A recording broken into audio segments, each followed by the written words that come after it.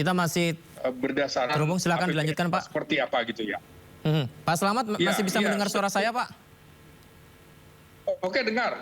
Baik, saya lanjutkan. Sebelum ke Pak Sugeng yang kembali. keempat tentu saja struktur organisasinya harus jelas dan efisien gitu. Misalnya Kapolri juga memiliki posisi yang kuat, tetapi juga harus bertanggung jawab terhadap apa? Baik. Terhadap tugas pokok dan fungsinya, begitu.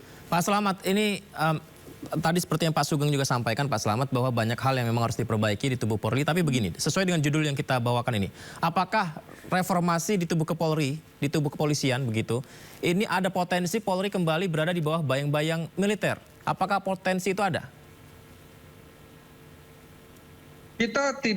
Kita harus mengacu ke konstitusi pasal 30 jelas bahwa usaha-usaha pertahanan keamanan negara dilaksanakan dengan sistem pertahanan keamanan rakyat semesta, di mana TNI dan Polri sebagai kekuatan utama dan rakyat sebagai kekuatan pendukung. Nah,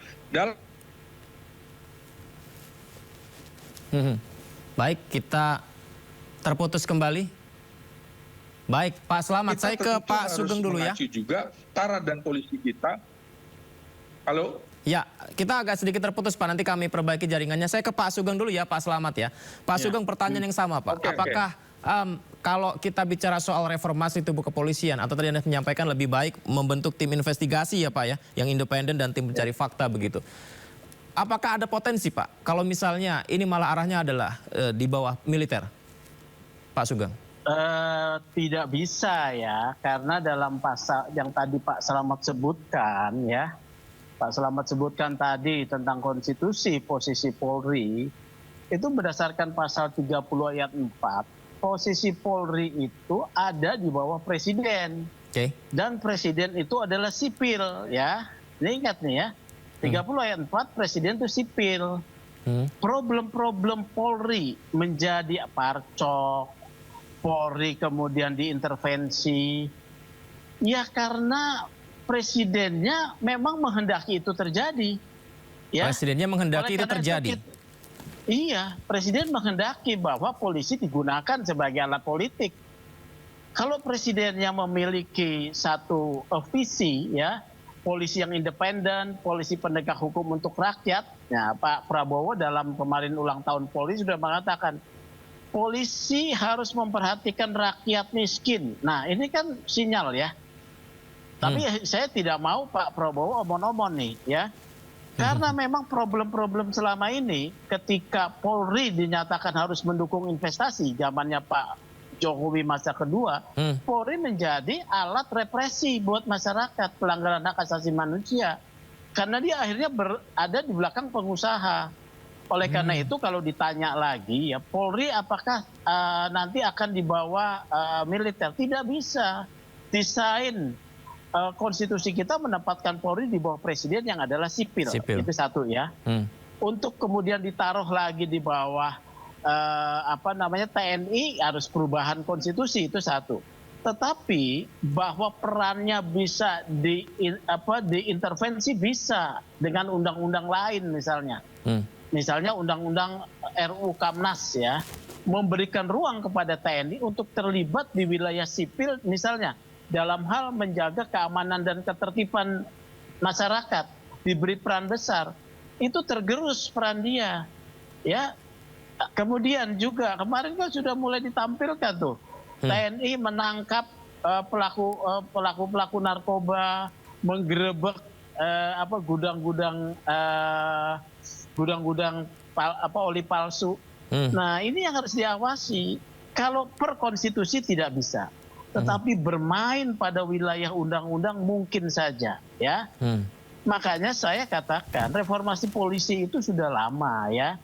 Kalau reformasi struktural sudah terjadi pada reformasi institusional sudah terjadi pada 2002 ketika lahirnya Undang-Undang Polisi nomor 2 tahun 2002 di mana polisi di bawah presiden. Itu jelas sekali ya.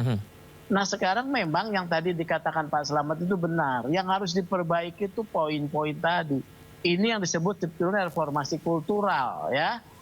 Reformasi kultural harus didukung dengan akuntabilitas dan pengawasan, perkuat ya. Misalnya Kompolnas itu tidak boleh dibentuk di bawah Kepres, harus dengan undang-undang, diberikan kewenangan penyelidikan, baru polisinya takut tuh. Kalau sekarang kan di bawah Kepres ketuanya Menko Polkam. Menko Polkam ya, Polkam ya. Ya, dari pemerintah. Kalau dengan di bawah undang-undang ya dia menjadi lebih independen dan diberi kewenangan penyelidikan. Jadi selain Propam kalau main mata, ya Propam ini sering main mata nih dilaporin masyarakat, mana mungkin jeruk makan jeruk terjadi. Oleh karena itu seperti tadi, ini harus didengar oleh institusi polisi. Tetapi dikaitkan dengan situasi sekarang, tiba-tiba muncul di isu reformasi apa yang mau disampaikan? Partnya mana begitu ya? Tadi kan sudah jelaskan, yang paling penting sekarang diinvestigasi agar kemarin itu ada apa dibedah ya.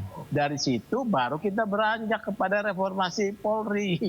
Polri berani nggak mengungkap nanti tuh kejadian kemarin itu seperti apa? Kalau karena gitu saya mendapat informasi. Pertanyaannya begini Pak Sugeng, dengan yang terjadi kemarin itu berarti belum begitu jelas apa yang terjadi meskipun polisi mengungkapkan bahwa sejumlah penangkapan sudah dilakukan. Banyak rahasia, masih banyak yang diungkap dan polisi juga kemudian kita menyatakan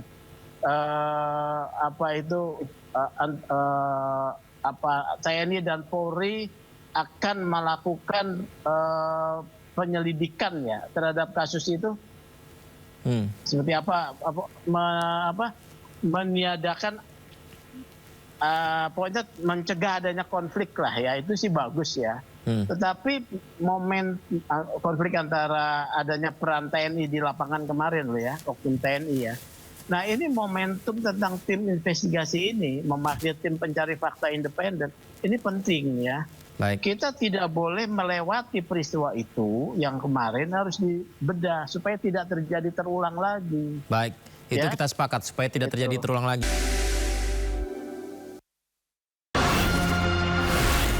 Isu terhangat sepekan terakhir. Ke-7 Republik Indonesia, Joko Widodo menduga ada agenda politik besar. Polisi merilis merek beras premium yang diduga diambil. Rangkuman berita viral. Sekolah rakyat gratis sangka kasus dugaan korupsi tata kelola minyak mentah. Sopir truk di Subang, Jawa Barat melakukan aksi mogok kerja. Temukan semua informasinya di Top Issue setiap Sabtu dan Minggu di Sindo News TV. Ragam peristiwa terjadi di banyak tempat. Menelantarkan bayi berusia 3 bulan. Ditemukan narkoba di dalam rumah. Menabrak tiang pipa milik perusahaan minyak dan gas asing. Mengabarkan secara update dan faktual. Warga pun ramai-ramai berjibaku mengevakuasi mobil. Harus menyeberangi sungai Cikaso. Yang menampilkan sejumlah alat yang rusak. Setelah nekat meracik obat. Sindo Files setiap Senin sampai Jumat jam 6 sore.